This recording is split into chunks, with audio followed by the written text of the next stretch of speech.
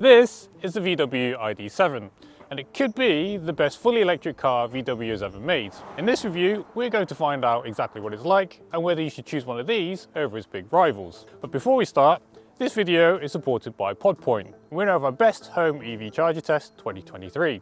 Look at our description to find out more.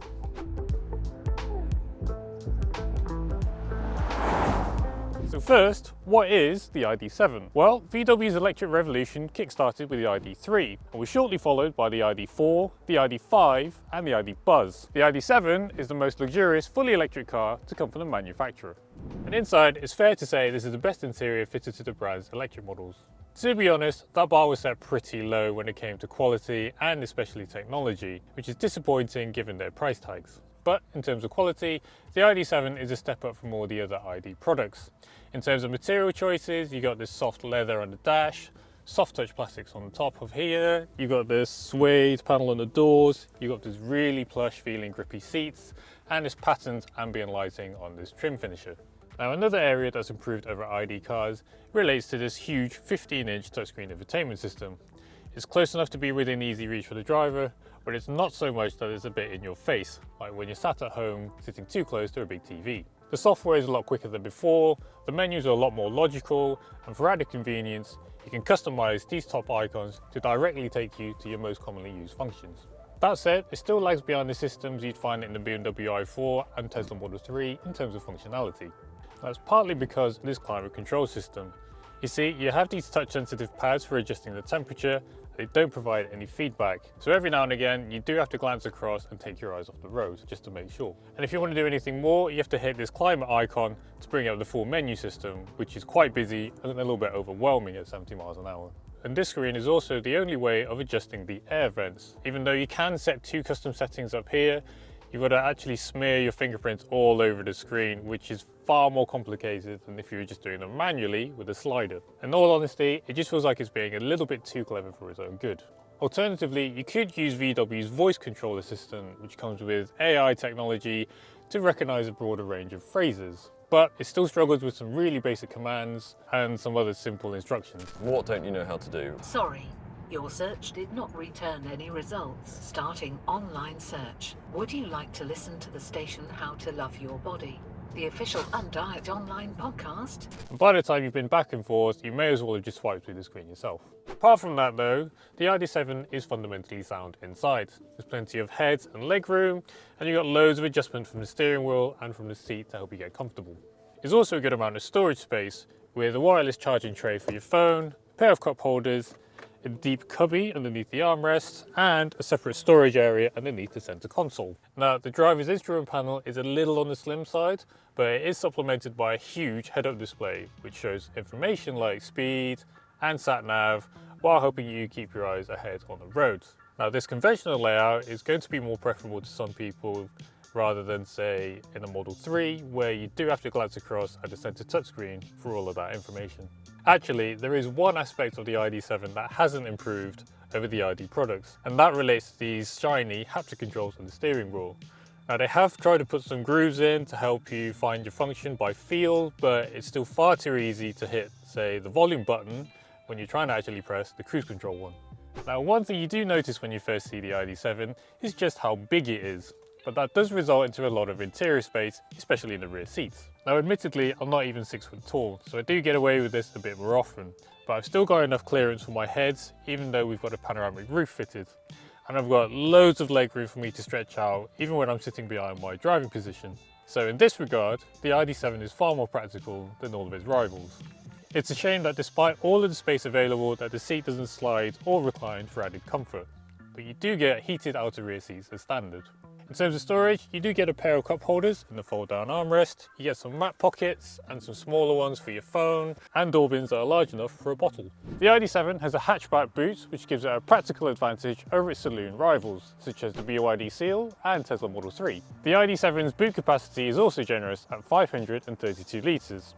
That's enough to fit 8 carry-on suitcases, which beats the BMW i4 and the even bigger Mercedes EQE. That said, the Tesla Model 3 can also fit 8 carry-on suitcases in the boot, but it also has space for one more under the bonnet.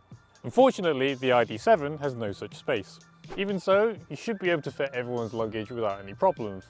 And you get an adjustable boot floor, 2 load hooks, and the ability to fold down the seat backs remotely by pulling these levers. Speaking of which, the rear backrest splits in the 60/40 format, which isn't quite as versatile as the i4's 40/20/40, but you do get a ski hatch so you can still load longer items through with 4 occupants on board. Currently, there's only one battery option for the ID.7, and it's got a 77 kilowatt-hour usable capacity that's good enough for an official range of up to 383 miles. Officially, that's more than the BYD Seal, but a little bit less than the Tesla Model 3 long range. The problem is, the ID.7 is more expensive than both those cars. Now, when we carried out a real-world range test in the ID.7 with a heat pump, it covered 268 miles in wintry conditions here in the UK before it died. That was 14 miles more than one without a heat pump on the same day. You can find out more about the range test by clicking on the link above. With a maximum charging rate of 175 kilowatts, the ID.7 can charge from 10 to 80% in less than 30 minutes from a suitably fast charger in ideal conditions. That's roughly the same time as a BMW i4 and Tesla Model 3. Now, it might be worth noting that this particular ID.7 is the Pro, and the Pro S variant with an even larger 86 kilowatt-hour battery is due to arrive later. That should increase range to around 430 miles.